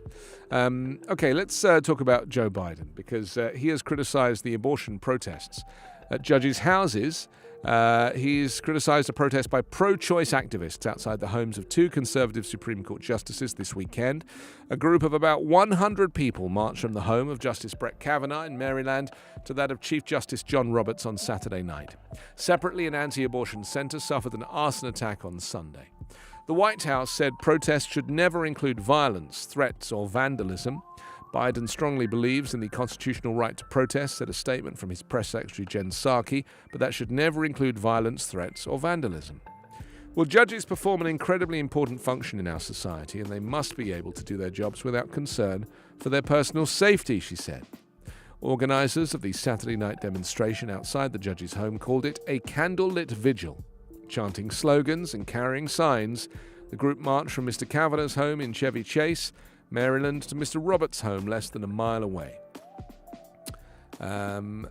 Interesting story saying Biden can barely say abortion. Can he lead on it? Yes, for 468 days, supporters of Roe v. Wade called on President Biden to say the word abortion. Once he finally did, some of them almost wished he hadn't. This is an interesting story. Let's have a little look at this, see what it has to say. It says, maybe I shouldn't have asked him to say abortion. Renee Bracey Sherman, founder and executive director of We Testify, an organization that represents those who have had abortions, said, like, be careful what you wish for. Speaking on a tarmac hours after the astonishing publication of the draft Supreme Court opinion that would overturn Roe v. Wade, the landmark case that cemented the right to abortion access, Biden last week used the word for the first time since he entered office and quickly followed it up with the phrase that you're more likely to hear from abortion opponents than abortion supporters. The idea that we're going to make a judgment that's going to say that no one can make the judgment to choose to abort a child based on a decision by the Supreme Court, I think, goes way overboard, Biden said. It was Biden's use of the phrase abort a child, as well as his near-exclusive preference for language about women's health or reproductive choice, or making Roe the law of the land, reflects career-long discomfort discussing abortion. The thing is, you're not aborting a child, you're aborting a fetus, and this is really the difference, isn't it? You know, this is why Biden maybe isn't the right person for this. It's not an easy topic for him, the advisor said, requesting anonymity to speak candidly about one of the most sensitive subjects within the Biden campaign. During the Democratic presidential primaries, the Biden insider said policy briefings on issues like federal funding for abortion services were uncomfortable, both for Biden and for those discussing abortion. It's an issue that conflicts with his faith so directly, more than any other, maybe. He spent a lot of time working to get where he is, they added. The White House has pointed to Biden's current positions on abortion issues as more important than his ability to discuss the procedure. They say, which he has called a fundamental constitutional right. He supports the legal codification of the right to abortion, overturning the Hyde Amendment's restrictions on funding for abortion, and repeal of the Mexico City policy that blocked the federal dollars from funding organizations that provide or support abortion access. Well, you know, this is the thing. If you are a person of faith, Christian faith invariably, then, this is a thing, isn't it?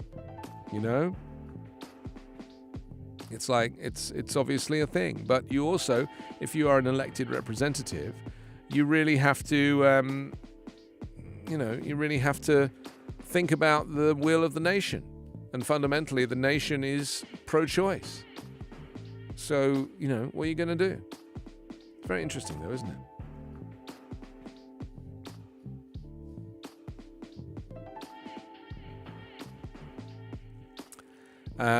What else do we have here? Oh, yes.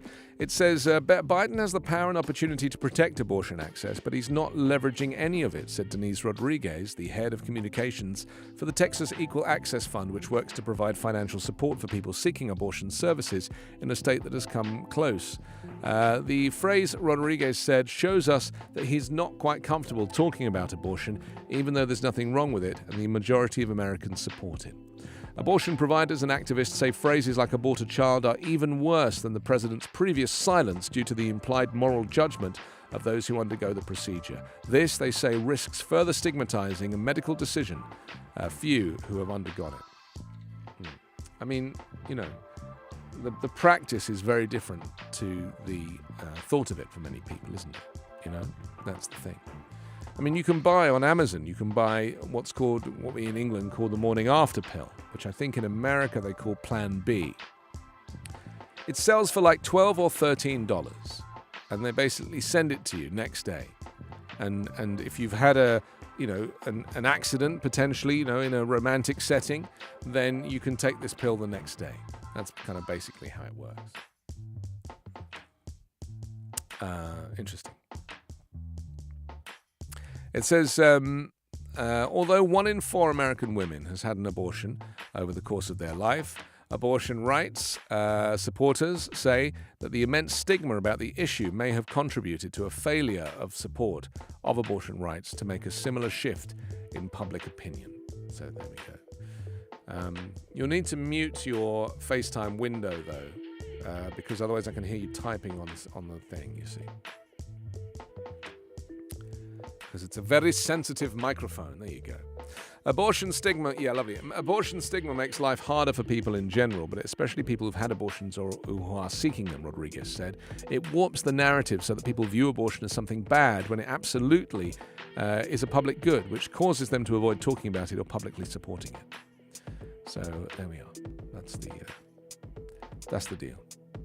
I didn't realize that about Joe Biden, that his religion potentially would be affecting his desire to get, deeply involved in the conversation over abortion. Hadn't really occurred to me, and now, obviously, it has. So, that's the thing. I'm going to take a little picture of it, because there's a lovely photo of Carla. I thought she'd like to see this.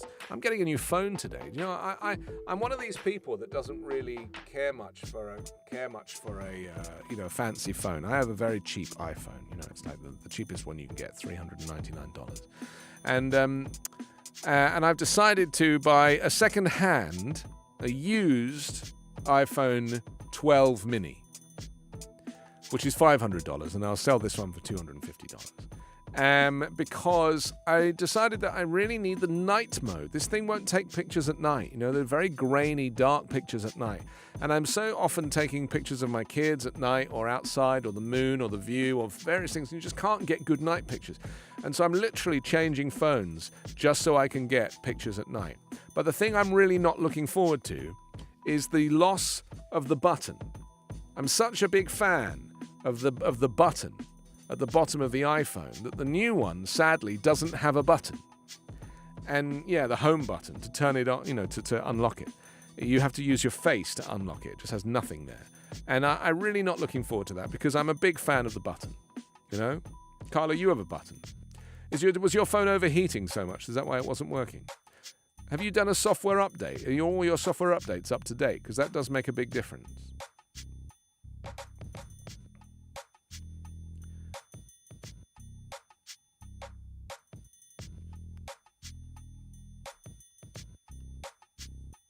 And the old kind of battery issue is such a big issue for so many people,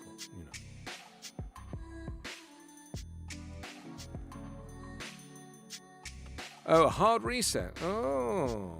Yeah, you need to do a software. You need to make sure that all your software updates are up to date. Otherwise, it'll overheat. Yeah, so just hit the software update button. It's in settings. And then you go into general and then software update. And, you should be on 15.4.1. That's where it is. 15.4.1. Okay, let's move on to this conversation about the climate. Very big issue, something that a lot of people get a little scared to talk about. I actually posted on Nextdoor a whole thing about the climate the other day. And it's very interesting. I didn't get any replies. And I realized that it's because people aren't that interested in the doomsday concept of climate change. They just have no interest in it. So I then posted again and I said, why is it that there's so few replies? I wrote this whole thing about climate and how, what are we doing about the climate? Nobody replied. A few people liked it. And so I wrote again and I said, why so few replies? I'm amazed that people struggle to engage with this topic. Is it that we're too scared to face reality?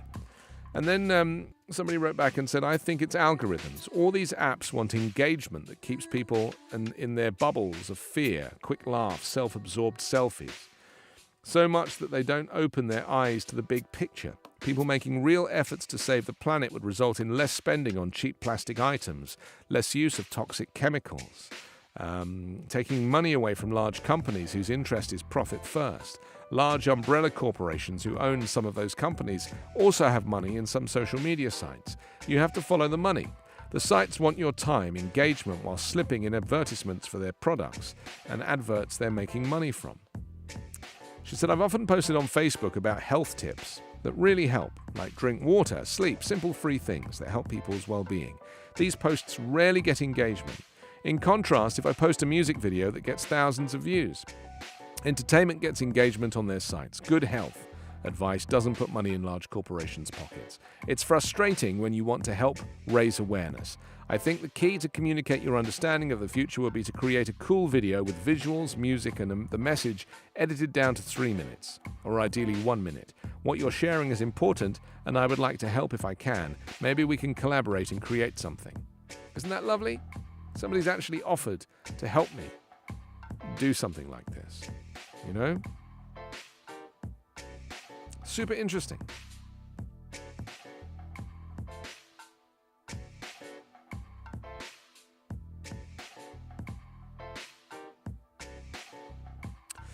So let's talk about the climate. Historic and extreme weather conditions could fan a wildfire in New Mexico, which is already the second biggest ever seen in the US state.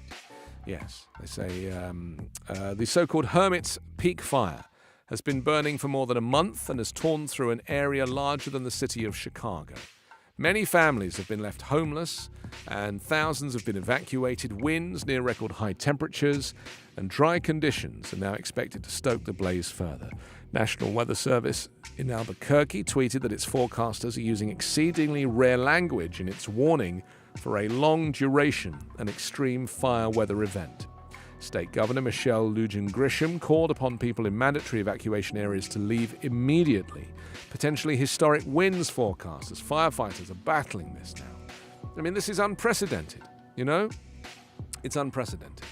And it's going to keep happening. The precedent has now been set for these weather events. And you can see that photograph there of the plane dropping water to combat the Hermit's Peak and Calf Canyon wildfires near Las Vegas. That's not Las Vegas, Nevada. It's Las Vegas, New Mexico. I mean, look, they say there's uncertainty and there's fear about how the winds are going to affect the fire from day to day, said Elmo Backer, chairman of the Las Vegas Community Foundation. Once the people are evacuated out of an area, they can't go back, so they're just stuck worrying. The blaze has blackened more than 262 square miles over the past few weeks. The start of the conflagration has been traced in part to a preventable fire initiated by the U.S. Forest Service in early April to reduce flammable vegetation. The blaze escaped control, merging with another wildfire of unknown origin. I mean, so they're basically saying that this was a controlled fire that they started with, right? It's a controlled fire that ended up spreading. I mean, so they basically brought this upon themselves. Isn't that crazy? It's insane. How's your software update, Carla? Is it working?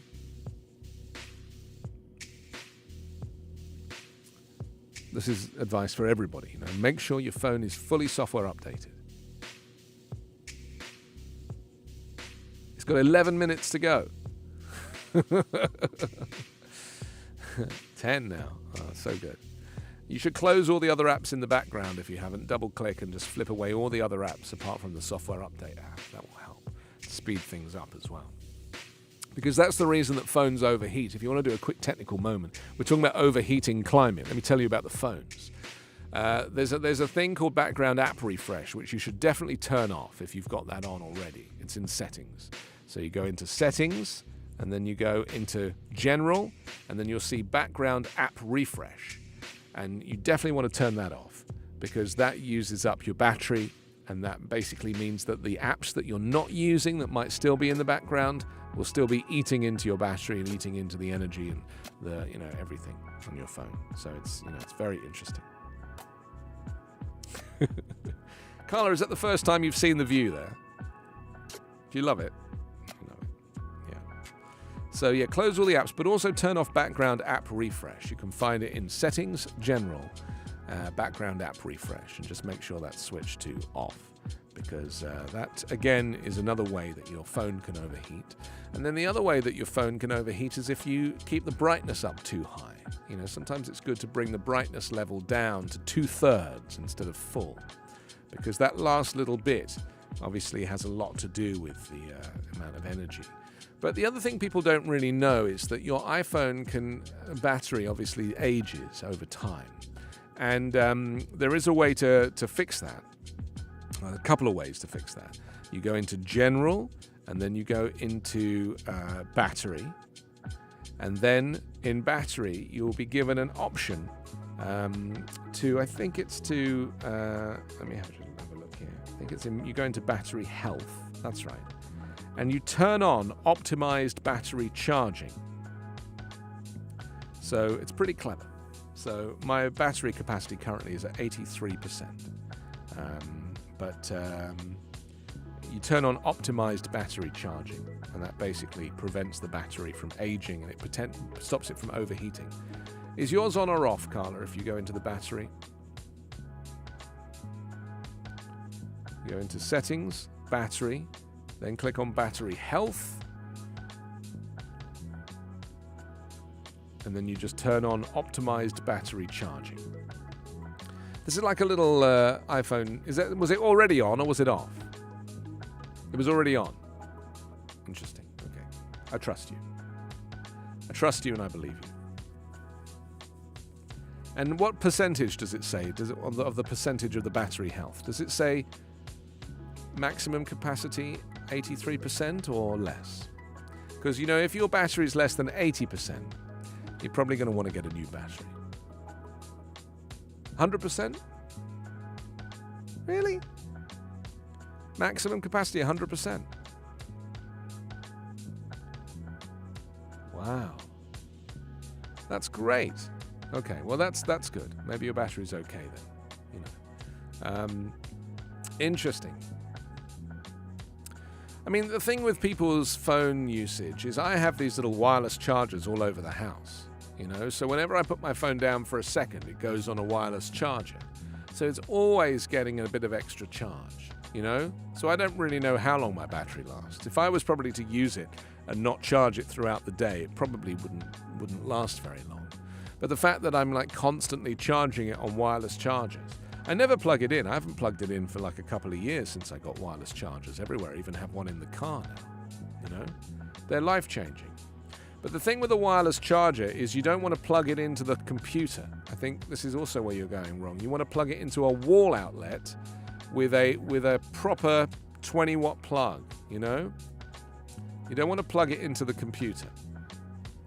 Because the computer's power is 5 watts. And it's just not enough to charge that thing, So you want to get yourself a 20-watt wall socket. If you have an iPad, do you have one for an iPad, like a big one for an iPad? Because those are like 12 watts sometimes, or 15 watts. You could use one of those for it. But my advice is you don't want to plug that into a USB hub and then into the computer, because that's not charging the battery properly. It's just not enough. You want to go straight into a wall outlet. Thank you for visiting the Virginia Spa. Any of your issues, very welcome here, Someone says there's a virtual home button on your phone. A virtual home button on your phone. It's called Alexa. Yes, I'm aware of that. I can't say that name out loud. Kathy's joined us. Hello, Kathy. Brash Ferret is with us as well. Cass has joined in. Deirdre is with us. Thank you for joining us here on Backchannel. 10:42 here on the West Coast, 1:42 Eastern. I'm Anthony Davis, and thank you for joining Backchannel. If you would, it's the only place, effectively, where you can, on your Echo device, where you can watch and listen to live shows and chat with hosts in real time. I'm here every weekday, Monday through Friday, 9 till 11 Pacific. You can send me a chat, ask questions, chime in on what we're talking about, anything else you want to say. And if you can see me right now and you're watching on an Echo show or Fire TV, the magic word is say. So wake up your device, say the word say, and then your message. And if you're listening on an Echo speaker and you can't see me, go to backchannel.tv and click join the chat. That's backchannel.tv and click join the chat. That's how it's done. Okay, let's see where we're at now with all the stuff. God bless us one and all. So we were talking a little bit about Joe Biden and Roe v. Wade, and we're talking about climate change and this horrific, New Mexico fire. A reminder, by the way, that Backchannel has a growing list of shows, including Kate Cocker's Everyday Positivity Show on Tuesdays and Thursdays from 6 a.m., that's 9 o'clock Eastern, for an hour of positive news and good vibes. And following my show every Monday to Friday is your pal Hal with Hal Rudnick, taking you on a tour of comedy, news, and pop culture from 11 a.m. 2 o'clock Eastern. He's on right after me. And you can also check out The Drive with Mario Smith. That's weekdays from 1 o'clock Pacific, 4 o'clock Eastern. Everyone's drive home needs a second look. Mario Smith will make sure you are in the know. So that's kind of how it works.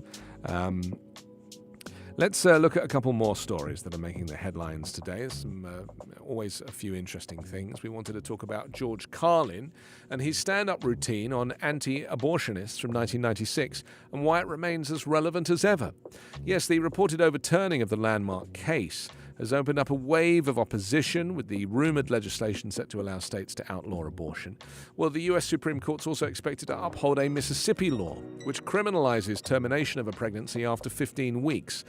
Dobbs versus Jackson Women's Health Organization marks the first major abortion rights challenge in front of the new conservative majority on the court. Again, this is all the legacy of Donald Trump.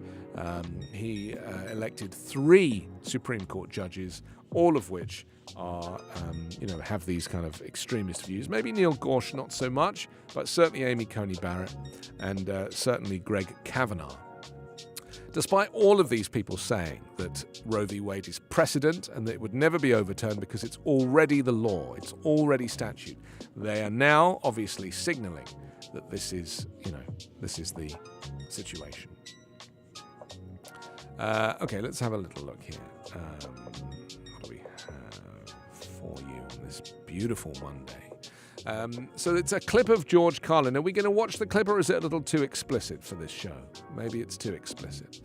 It's from a 1996 HBO special called Back in Town. And Carlin tears into the pro-life movement. He also said conservatives claim they'll do anything for the unborn, but once the child is born, forget it. Well, Carlin's performance is being passed around on social media after the draft was leaked. In the clip, Carlin said the pro-life movement isn't pro-life at all. He said they're anti-women, simple as that. They believe a woman's primary role is to function as a broadmare for the state. I mean, what's so interesting to me about this is it's from 1996, you know? It's like, it's already, 1996, where are we? It's almost like 20 years old, and yet it is as relevant now as it was then.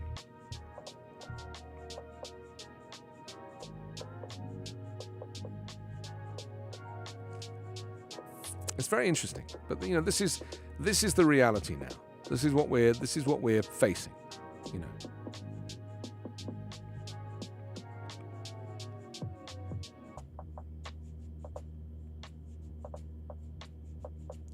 Okay, let's have a little look. I'll see if I can play you this, but I'm worried about playing it because normally he's quite blue, isn't he? So there'll probably be too much stuff. I could just say what it is that he says.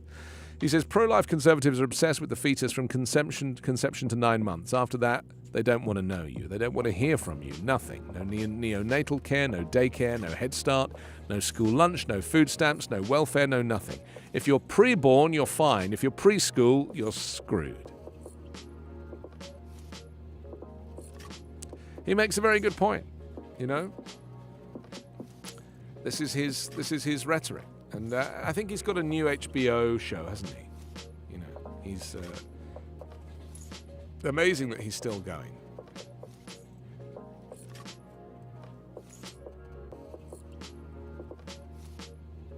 "25 years ago, that clip was. Isn't that amazing? So interesting. By the way, if you enjoy Backchannel and you'd like to leave a review, go to backchannel.tv, click the Leave a Review button. Not only can you send us your thoughts on the show that way, you can leave us suggestions for upcoming segments as well on the show. What day do we do our Amazon voucher giveaway? Is that Wednesday? Yeah, Wednesday. I thought so. So on Wednesday here on this show, you'll get the chance to win a $25 Amazon voucher. We'll do a very simple little quiz on how you can make that work. In the final few moments of the show, let's talk about this day in 1922. The International Astronomical Union formally adopted Annie Jump Cannon's stellar classification system with only minor changes it's still used today. Yeah, she was born in 1863. She was an American astronomer who specialized in cataloging stars. Well, she, along with Edward Pickering, created the Harvard classification scheme based on the stars' temperatures and spectral types. The International Astronomical Union officially adopted Cannon's system of stellar classification in 1922, and astronomers use it even today. So, I mean, I'm not really into astronomy, but I do have the app called Night Sky, which is amazing because you can look up through your phone and you can see all the stars being named, and it looks through the camera of your phone and it superimposes the stars. So you basically can see what you're dealing with. It's fascinating. And then I do have a big pair of binoculars. And the huge binoculars, I have to tell you, they make a huge difference, to being able to see the world as if I was 15 times 25 times closer. 15 times 25 times closer.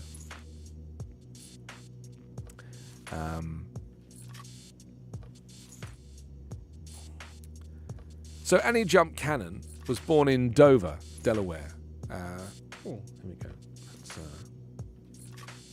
Oh, look, you're back. There you go. You just muted me. There we go.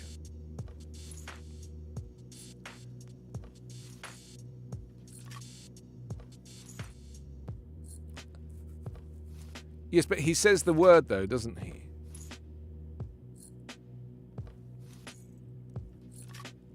Okay, we'll play a little clip, because I already read out that thing, but let's hear it anyway. We've got a little clip of George Carlin here. Let's hear it.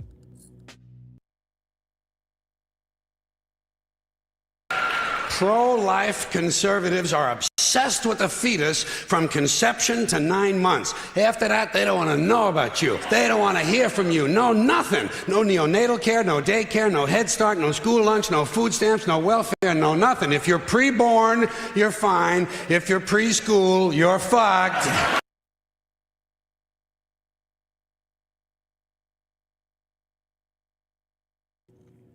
And there's the clip. It's 10 minutes to 11. This is Backchannel. I'm Anthony Davis, and we are looking at this story about Edward Pickering and Annie Jump Cannon. This was a Harvard classification scheme based on the stars' temperatures and spectral types. The International Astronomical Union officially adopted Cannon's system of stellar classification in 1922, and astronomers use it even today. So we were just looking at this particular person. She classified over 350,000 and discovered some 300 variable stars and 5 novae. What is a novae? Interesting. Anyway, I was saying she was born in Delaware, which is Joe Biden's county. It was Cannon's mother, Mary Jump, who instilled an interest for astronomy in Annie Cannon. The mother and daughter duo used an old astronomy book to identify stars. Annie Cannon lost most of her hearing due to scarlet fever sometime during her adult years. Annie Cannon graduated in physics and astronomy from Wellesley College in 1884. In 1895, she enrolled at Radcliffe to study advanced astronomy. Cannon was hired to work at the Harvard College Observatory under Edward Pickering in 1896. So it's very, very interesting, isn't it? That, there are people, we've often said this, there are people who are, what's the word? They are almost like secret stars themselves, She was hired to work at the Harvard College Observatory under Edward Pickering in 1896. She became part of a group known as Pickering's Women, who specialized in cataloging stars. An ambitious project of Pickering. Wilhelmina P.S. Fleming and Antonia Maury were the other 2 women scientists in the team. The group was tasked with recording, classifying and cataloging the spectra of all stars to photographic magnitude of about 9. And while simplifying the earlier classifications of Fleming and Maury, Cannon came up with the classes O, B, A, F, G, K, and M. She categorized the stars based on their temperature. Her spectral classifications were soon universally adopted. She classified over 350,000 and discovered some 300 variable stars and 5 novae in the process. Her work was published in 9 volumes as the Henry Draper Catalogue. She was awarded the honorary doctorate from the University of Oxford in 1925 and the Henry Draper Medal of the National Academy of Sciences in 1931. So there it is. Interesting.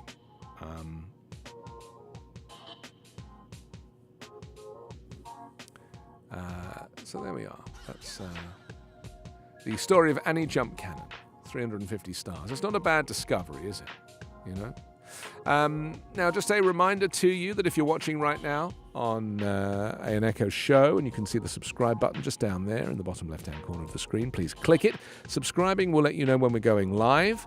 And as I mentioned, we have some plans coming up for you. If you're a VIP and you've clicked that, then we'll let you know. Another way you can help out is, no matter where you're watching or listening, is leaving a review. So just go to backchannel.tv and click Leave a Review. Your positive reviews help keep this show going. That's backchannel.tv and click Leave a Review. I'm Anthony Davis. I'm here on Backchannel every weekday, Monday through Friday. Come back tomorrow. Say to your Echo, open Backchannel. That's all you need to do to start this show. Just say to your Echo show, open Backchannel. And stay with us here throughout the day. Lots of hosts performing for you and interacting with you and entertaining with you. I'll be back tomorrow from 9 o'clock Pacific. That's 12 o'clock Eastern. Next is your pal Hal Rudnick. Have a really good Monday. Bye for now.